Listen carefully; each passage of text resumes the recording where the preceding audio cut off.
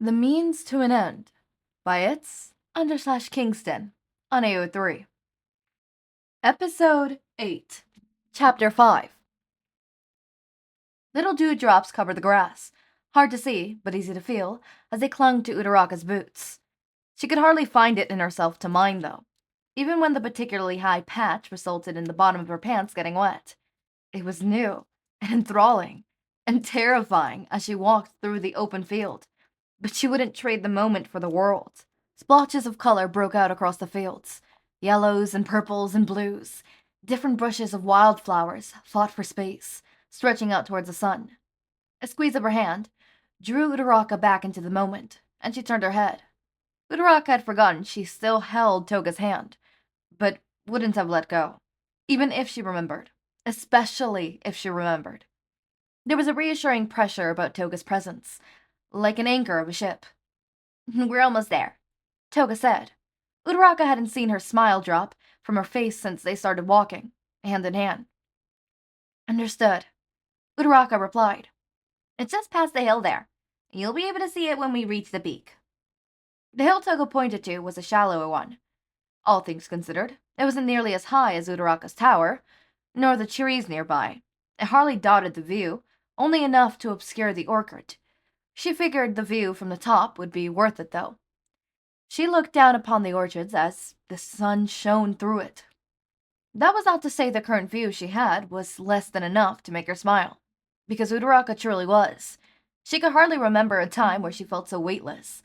It was as if all her worries had been stolen away by the thief that walked beside her, and for that, Uraraka could never repay her. Uraraka paused, lightly shaking Toga's hands loose to bend down next to a patch of light purple flowers. She felt the absence of her presence immediately, despite the other woman standing mere feet away. It came in the way the warmth began to disappear from her hand, no longer cursing up her arm and smoothing the position in her heart. Nonetheless, Uraraka remained crouched by the flowers. She gently pulled one from the bush, cradling it in her hands. The petals were purple and soft, softer than the sheets that had lined her bed, and the fabrics that made up her clothes. She stood, turning slowly to face Toga. "For you," Uraraka said. She held the flower out to Toga, their fingers brushing. "It's atrocious. I've recognized it from the books I've read." "Oh, it's beautiful," Toga said softly, her eyes practically glowing as she accepted the flower, holding it like it was one of the most precious belongings. Around her eyes crinkled with a smile as she admired the delicate flower. Uraraka found herself wondering if Toga had a favorite kind. You know what?" Uraraka asked. "Can I hold it for a moment?" "Mm-hmm." Toga raised an eyebrow, but offered the flower back out. Uraraka took it by the stem and lifted it. "Stay still," Uraraka said quietly. She reached up and touched the flower behind Toga's ear, taking care to fasten it well. She admired the fire from the moment before her eyes wandered to meet Toga's. "You're incredible," she found herself saying, because those were the only words her mind supplied. The pair was close already, closer when Toga lifted a hand to rest on Uraraka's back. Toga leaned forward slightly. Uraraka's eyes fluttered close, her breath catching in her throat. A light pressure caused Uraraka to crack her eyes back open. Toga still held her tightly, comfortably, but instead of her previous gentle smile, was a devious one. Her forehead rested against Uraraka's, a welcome moment, though perhaps not the expected one. Toga seemed to think such a thing as well. "Expecting something else, princess?"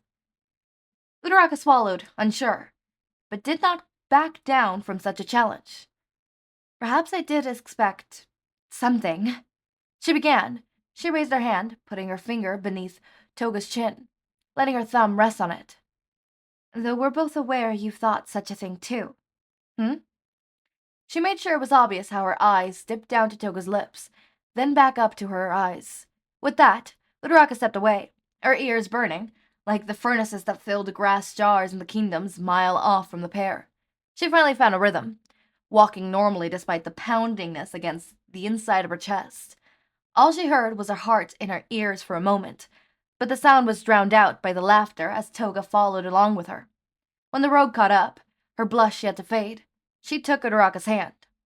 "I will not deny that you are correct." Toga sounded amused with Uraraka's reaction. The latter wondered if Toga would have kissed her had she not stepped away. She was unsure if she would have liked such a thing. Tempted to ask, Uraraka slowed her pace, causing Toga to stop as well. Uraraka turned to face the other woman, hoping her thoughts were not as visible on her face as they felt. "Yes?" she asked. A moment passed and the words caught in her throat. "Never mind," Uraraka said. "We're almost to the hill. Let us go get breakfast." Toga nodded in reply, and the pair continued walking. It was tense for a moment. Uraraka thought it very well could have been her nerves. Toga seemed not to think so, if judging by the way she was swinging their connected hands to and fro.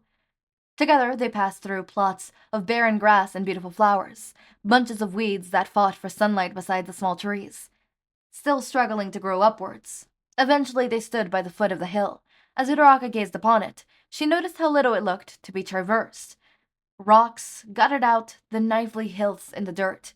Uraraka barely thought of her rogue and the knife she wielded. If perhaps she ever stabbed her dagger into a mountainside to climb it, and lethal patches of grass that obscured any unstable land. "Ah, I suppose this hill isn't often walked," Toga said. She let go of Uraraka's hand and pulled her dagger from its hostel, beginning up the hill first. "Stay near. Snakes are quite fond of undisturbed mounts of tall grass." Uraraka did as told, eyes unable to stay focused on the ground in front of her whenever the wind rolled through and shook nearby stalks of grass. Every step the pair took ruffled the plants, making little noises. Every step had Uraraka checking behind her for any scaled attackers. Toga looked unbothered by the potential threat. Uraraka supposed she would be after risking her life so often. Seemed to notice the way Uraraka kept looking around. "To be vigilant is to be prepared, yet to be paranoid is to miss out on the world," Toga said, back in line with Uraraka. "Trust that I can handle snakes, Ochako, so you do not miss this." She swept her hand forward, gesturing to the hill they were about to crest. Uraraka looked at her for a moment, then nodded hesitantly. "Your first time walking the earth in 13 years. You would do good to not miss a moment of it." Uraraka smiled at that, and looked forward instead. She could see the beginnings of treetops poking over the hill, outlined against the light blue of the sky. They were a lush shade of orange, with dotted reds and purples. The fruit were ripened, ready to be greedily snatched from the trees by passerby. She looked down the hill at the orchid with wonder, already turning over thoughts about the way the fruit would taste, and how many she'd be able to bring along. "So?" Toga asked, arms crossed. Her dagger was back in its holder, bringing some small level of comfort to Uraraka. If Toga thought it was safe enough to stow it away, then it must be safe enough to travel through the area. Snakes were lesser this time of year. No? "It looks marvelous. The likes of this the most wonderful painters could not capture," Uraraka said. "The sunshine is warm against my skin, and the breeze provides cool contrast. Everything spirals out before us, waiting to be discovered, explored, seen. I fear the future, though much less now, as I look over it," she said quietly. "Oh, to be the world as described by you," Toga whispered. Uraraka turned to look over at her. "Hmm?" "We should be off," I said. Toga held her hand out, smiling. "It looks a tad steep. Let's make sure we don't go tumbling down it. A snapped neck might ruin breakfast," she said. Uraraka took her hand. "Let us not joke about such fates. You do not want to attempt them," she replied. Toga made a noise of acknowledgement and started pedaling her way down the hill. Uraraka a step behind her. Shifting rocks were carefully avoided, and the looser section of dirt, prone to sleep in, were stepped around. When the pair had reached the bottom, they were faced with a short walk to the orchard. "A minute's walk," Uraraka said. She looked over to Toga, a smile growing on her face. "Himiko, how quickly do you suppose we could run there?" Toga looked at her. A grin played across her lips. They exchanged a glance, before they both took off, running as quickly as they could. Though the patches of grass that grew waist-high and attempted to cling to their clothing, the pair ran. A small wooden fence bordered the orchard. Its gate locked some feet away. In a swift motion, Toga planted her hand and swung her legs over the top. landing solidly on the other side. Toga arrived at the base of the apple tree first, and expected of a nimble rogue, and spun to watch Uraraka. The princess hadn't fared as well, and lagged behind. Moments later, she was stopping on the other side of the fence, her breathing coming uneven. I suppose, Uraraka started. Being confined to a tower doesn't train one for sprints. Toga laughed. No, I imagine not. But at least we're here now, she said. Come over the fence. Uraraka looked pointedly towards the fence, then back up at Toga. I don't suppose the Legion owns this land. Nay, but the farmers have more than enough fruit. What good would this many apples do? He'd still be eating them come next harvest, pretending they wouldn't rot.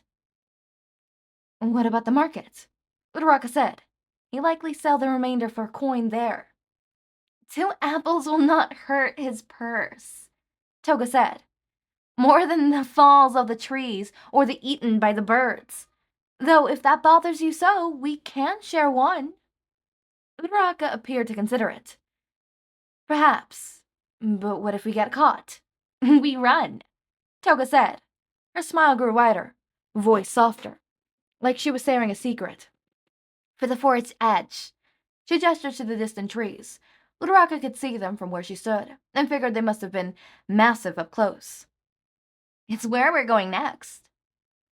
Do you believe we get in trouble if caught? Uraraka asked. She thought herself a touch foolish for asking, but voicing it eased the disquieting of her voice. Yes, Toga answered quickly. A member of the Legion and a princess is supposed to be in a tower? I'd take the fall, naturally, whether I'd like to or not. Do you wish to go? Her sentence went unfinished, but the meaning was clear enough to Uraraka. No, never. It was sharp, not angered, but forceful. I simply worry, Uraraka said. She slotted her boots between 2 planks of the fence and climbed over, 1 foot hit in the ground, on the side, then the other. We should get out quickly, right after we finish the fruit. We need to take more than necessary. Toga smiled at her.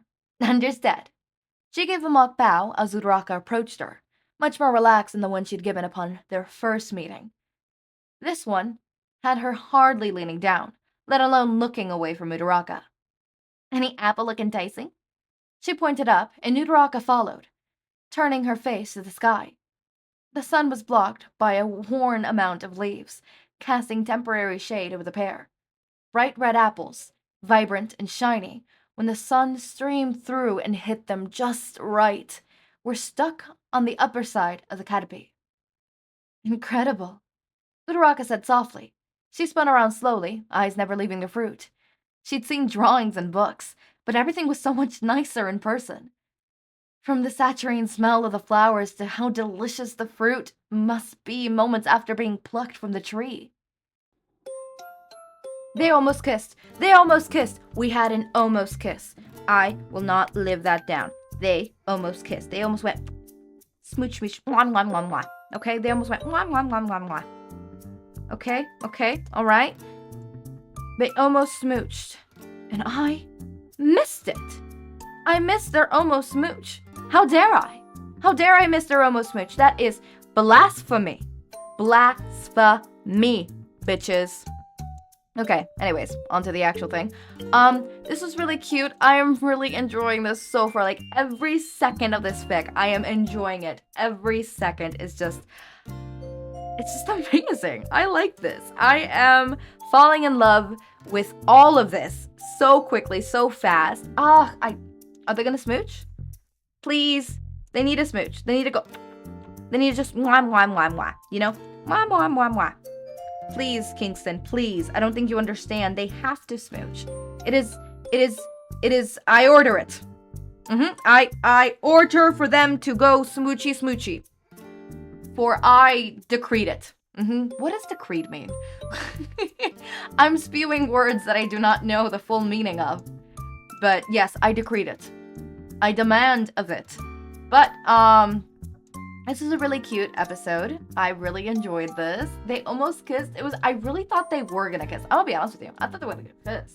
I was like, oh, a smooch? But no, it did not happen. I also thought Uraraka was gonna fall face first when it came to jumping that fence. Maybe she's gonna fall face first when it comes to climbing that tree. Only time can tell, and only tomorrow will the answer be revealed. All right, or if you read ahead. Anyways, as always, my raindrops, make sure to eat, sleep, drink water, take your meds. Have a wonderful day or night. Link to my Discord server and socials are down in the description. Subscribe to see more of my content, and thank you so much for watching.